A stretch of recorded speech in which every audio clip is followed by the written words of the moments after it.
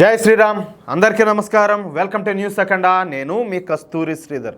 మిత్రులారా, మీకందరికి కూడా ఒక అప్డేట్ న్యూస్ అయితే తీసుకువచ్చిన. సరే, ముందుగా మీకు ఒక మాట చెప్తా.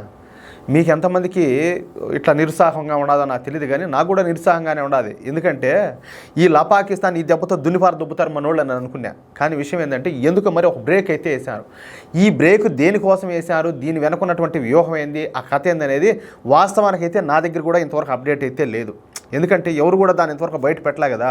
మనం ఏదో ఊహించుకోవడం తప్పితే, అంటే రేపు చర్చలు ఉన్నాయి, చర్చల తర్వాత ఇంకేదో జరుగుతుంది, ఇంకేదో జరగబోతుంది, లేకపోతే ఆ చర్చలు విఫలమైతే సరే మళ్ళీ వాళ్ళు స్టార్ట్ చేస్తారు. ఇట్లా రకరకాల ఎవరికి నచ్చింది వాళ్ళు మాట్లాడతారు. వాస్తవానికైతే నేను కూడా అట్లే అనుకుంటున్నా. కానీ ఈ పాకిస్తాన్ గురించి ప్రతి ఒక్కరు కూడా తెలిసిందే. ఎందుకంటే ఇది ఉగ్రవాద దేశం.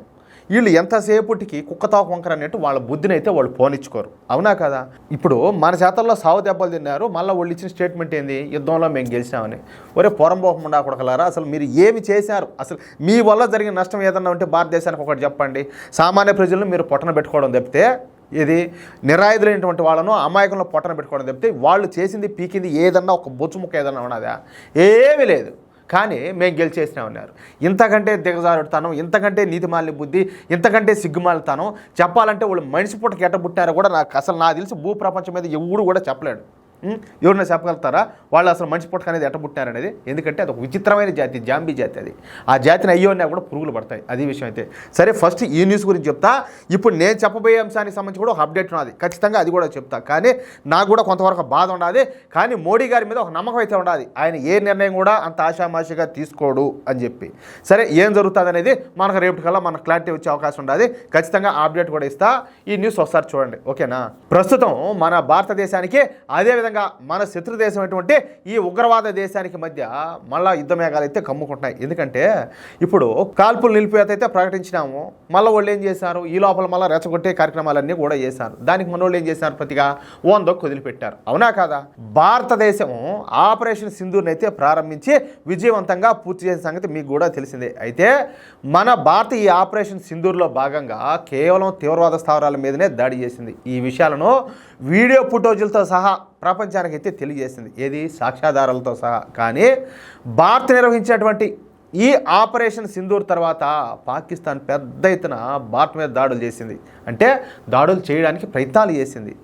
డ్రోన్లు, మిసైల్స్తో భారత్లో ఉన్నటువంటి ఆర్మీ బేస్డ్ లక్ష్యంగా ఈ దాడులన్నింటినీ కూడా నిర్వహించింది. అయితే ఈ పాకిస్తాన్ చేసినటువంటి ఈ దాడులన్నింటినీ కూడా భారతదేశం విజయవంతంగా తిప్పికొట్టింది. ఒక్క తిప్పికొట్టడమే కాకుండా మన భారతీయ ఎయిర్ ఫోర్స్ మళ్ళీ ఈ పాకిస్తాన్ భూభాగంలోకి పోయి పాకిస్తాన్లో ఉన్నటువంటి ఎయిర్ బేస్లన్నింటినీ కూడా ధ్వంసం చేసి పారేసినారు.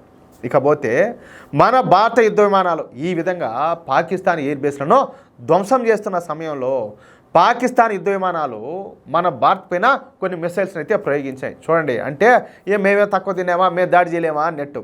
ఈ పాకిస్తాన్ ప్రయోగించినటువంటి ఆ మిసైల్స్ పేరే PL-15 మిసైల్స్.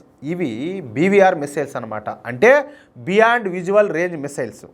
ఈ PL-15 మిసైల్స్ను చైనా తయారు చేస్తూ ఉంటుంది. దీనిని చైనాలోని 607 ఇన్స్టిట్యూట్ అభివృద్ధి చేయగా, ఇక చైనాకే చెందినటువంటి aerospace science and industry corporation సంస్థ ఈ PL-15 మిసైల్స్ను ఉత్పత్తి చేస్తూ ఉంటుంది. ఇకపోతే ఈ మిసైల్స్ను మొన్న పాకిస్తాను భారత యుద్ధ విమానాలపైన ప్రయోగాలు చేసింది. ఏది, మన యుద్ధ విమానాలను పడగొట్టాలని చెప్పేసి ప్రయోగాలు చేసింది. కానీ ఏ ఒక్కటి కూడా టార్గెట్ని అయితే రీచ్ కాల.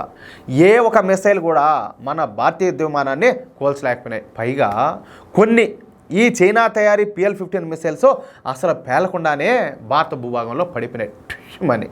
ఇప్పుడు ఆ విధంగా పేలకుండా మన భారత భూభాగంలో పడిపోయినటువంటి ఈ చైనా తయారీ PL-15 మిసైల్స్ను మన భారతీయ ఆర్మీ DRDOకు తరలించిందనమాట.